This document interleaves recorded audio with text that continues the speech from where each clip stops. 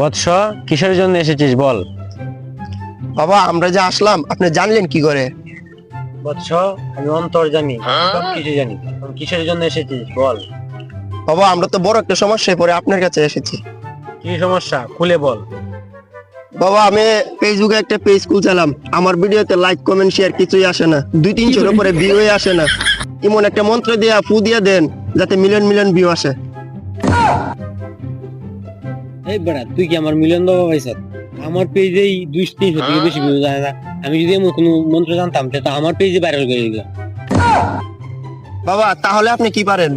বৎস, তুই বললে আমি তোকে এমন মন্ত্র পরে ফু দিব, তুই তোর প্রেমে সফলতা পাবি।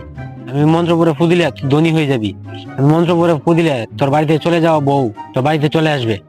তাহলে বাবা এমন একটা মন্ত্র পরে ফু দেন যেন আমার বাড়ি থেকে বউটা চলে যায়।